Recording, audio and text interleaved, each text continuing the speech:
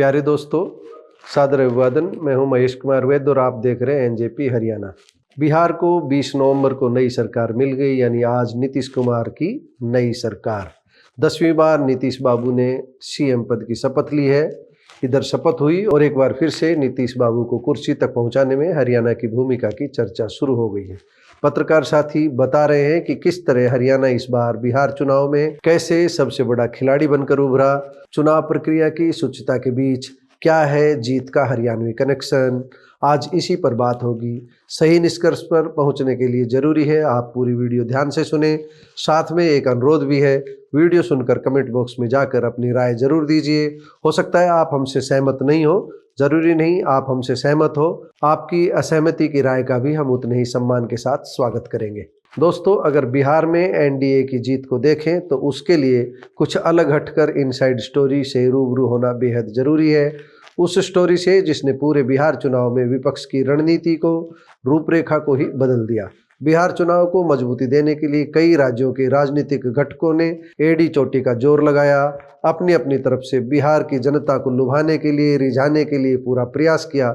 लेकिन इस बार बिहार इलेक्शन में जिस राज्य का सबसे ज्यादा योगदान माना जा रहा है, जिसकी योजनाओं ने जन जन को प्रभावित किया, वह है हरियाणा, जिसने बिहार चुनाव 2025 में एक दिलचस्प राजनीतिक समीकरण बनाया और जिसने एक दिलचस्प राजनीतिक समीकरण तैयार किया। हरियाणा इस बार बिहार विधानसभा चुनाव में राजनीति का सबसे बड़ा खिलाड़ी बनकर उभरा है, बनकर सामने आया है। इसका कारण सिर्फ इतना ही नहीं कि हरियाणा के मुख्यमंत्री नायब सिंह सैनी और दूसरे भाजपा नेता बिहार में चुनाव प्रचार कर रहे थे, बिहार में रैलियां कर रहे थे। असली कारण यह नहीं है। असली कारण है प्रवासी वोटरों का विशाल नेटवर्क, जिसे साधा गया, जिसने दोनों राज्यों के बीच राजनीतिक ब्रिज की तरह काम किया, राजनीतिक ब्रिज का काम किया। आप जानते हैं, गुरुग्राम, फरीदाबाद, रेवाड़ी से लेकर सोनीपत तक, करनाल, पानीपत तक लाखों बिहारी श्रमिक बिहार की कई सीटों पर निर्णायक भूमिका निभाते हैं।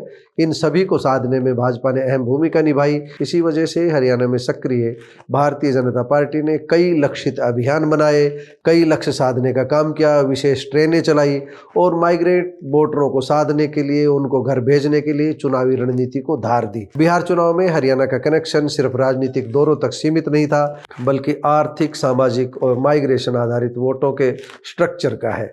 हरियाणा में 1 साल से भी अधिक समय पहले ही इसकी नींव डल चुकी थी। किस तरह हरियाणा की भाजपा ने काम किया, इसकी बानगी आप समझ सकते हैं कि 1 साल पहले ही बिहार दिवस के आयोजन शुरू हो गए थे। बिहारियों को साधने के लिए छठ पूजा को लेकर के भी काफ़ी काम किया गया। छठ समितियों का हर स्तर पर सहयोग किया गया। बिहार हरियाणा के बीच घी खिचड़ी का रिश्ता तैयार किया गया। इन रिश्तों ने बिहार की आबो हवा को भाजपा के पक्ष में करने में कोई कोर कसर नहीं छोड़ी। हरियाणा, अगर हम खासकर बात करें गुरुग्राम, फरीदाबाद, बल्लभगढ़, सोनीपत, पानीपत, रेवाड़ी आदि क्षेत्रों की, तो प्रवासियों का यहाँ सबसे बड़ा ठिकाना है। एक अनुमान के अनुसार यहाँ 22 से 25 लाख बिहारी रहते हैं, जिनके वोट बिहार में बने हुए हैं और हरियाणा में रहे हैं और यहाँ काम कर रहे हैं। इनको प्रभाव में लेने के लिए भाजपा ने पूरी मेहनत की। इनका 45 से 50 सीटों पर सीधा प्रभाव था। राजनीतिक टीमें हरियाणा के घर घर में दस्तक दे रही थी। कैंप किया गया, बिहारी प्रवासियों से वोट की अपील की गई। माइग्रेट वोटरों को साधने के लिए, उन्हें घर भेजने के लिए भाजपा ने हाई लेवल की व्यवस्था की, माइक्रो मैनेजमेंट किया। हरियाणा का बिहार कनेक्शन बहुत बारीकी से जोड़ा गया। हम ये कह सकते हैं कि बिहार के चुनाव को जीतने के लिए हरियाणा में चुनावी बैटरी चार्ज की गई। एक तरह से हम चार्जिंग स्टेशन हरियाणा को कह सकते हैं। गुरुग्राम, फरीदाबाद, पानीपत, सोनीपत, करनाल, झज्जर, हिसार, अंबाला, यमुनानगर और रेवाड़ी सहित हर उस जिले में काम किया गया जहां पर बिहार के प्रवासी सबसे ज्यादा संख्या में थे।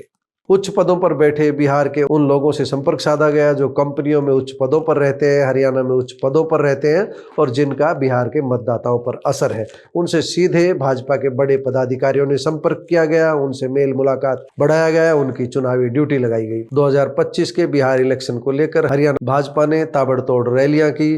जो पार्टी प्रचार नहीं बल्कि हरियाणा मॉडल को बिहार में उतारने की मंशा थी। चुनावी दौरों के दौरान बिहार के कई नेताओं के बयान भी सामने आए, जिसमें उन्होंने कहा कि हमारे बिहार के लोग हरियाणा चलाते हैं और इसके जवाब में भाजपा ने पलटवार यानी हरियाणा भाजपा ने पलटवार किया। हरियाणा सरकार के मुखिया ने बयान दिया कि हम बिहारियों को रोजगार देते हैं। इसका साफ साफ मतलब था कि हरियाणा की पूरी इंडस्ट्रियल बेल्ट बड़ी संख्या में बिहार के श्रमिकों को काम के अवसर दे रही है तथा साथ में उनसे कनेक्ट करने के लिए, खुद को कनेक्ट करने के लिए, उन्हें भाजपा से कनेक्ट करने के लिए यह भी कहा गया कि हरियाणा की फैक्ट्रियों में बिहार का पसीना बहता है और बिहार के पसीने से ही हरियाणा में फैक्ट्रियां चलती है। लेकिन बिहार के मतदाताओं पर सबसे ज़्यादा पकड़ बनाने में कामयाबी हासिल की तो वह भारतीय जनता पार्टी ने हासिल की, जनता दल यूनाइटेड ने हासिल की। यानी कि नीतीश बाबू के विकास मॉडल पर भरोसा किया गया, भारतीय जनता पार्टी के विकास मॉडल पर भरोसा किया गया। राष्ट्रीय जनता दल ने रोजगार देने का सवाल उठाया। ये सवाल भी उठाया कि बिहार में रोजगार के अवसर नहीं है, इसलिए प्रवासी मजदूर दूसरे राज्यों में मेहनत करने के लिए जाते हैं, हम यहाँ पर रोजगार देंगे। उन्होंने वादे किए, बड़े वादे किए। इन वादों पर लोगों ने इसलिए भरोसा नहीं किया क्योंकि जब गणित बिठाया तो लगा कि इस तरह के बड़े वादे पूरे करना संभव नहीं है। भारतीय जनता पार्टी के नेताओं ने, जदयू के नेताओं ने इन वादों को हवा में उड़ा दिया और प्रमुखता से अपने वादे लोगों के सामने रखे, अपना विकास मॉडल लोगों के बीच में रखा। बीजेपी ने जहां श्रमिक कॉलोनियों में सैकड़ों कार्यक्रम किए, हरियाणा के श्रमिक कॉलोनियों की हम बात कर रहे हैं, वहीं हरियाणा की योजनाओं को भी बिहार मॉडल से जोड़ा। महिला सुरक्षा और रोजगार पर तुलना की गई। राजद ने कोशिश जरूर की लेकिन राजद इसमें कामयाब नहीं हो पाया, तेजस्वी को इसमें कामयाबी नहीं मिली। अमित शाह ने अगले ही दिन उनके वादों की धज्जियां उड़ा दी। दोस्तों, निश्चित रूप से चुनाव के समय खातों में भेजे गए 10-10 हजार रुपए ने चमत्कार किया।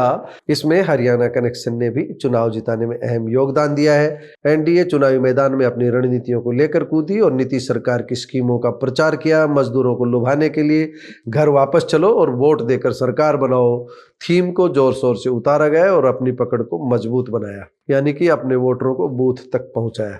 ये तो था बिहार चुनाव में हरियाणा का चुनावी तड़का।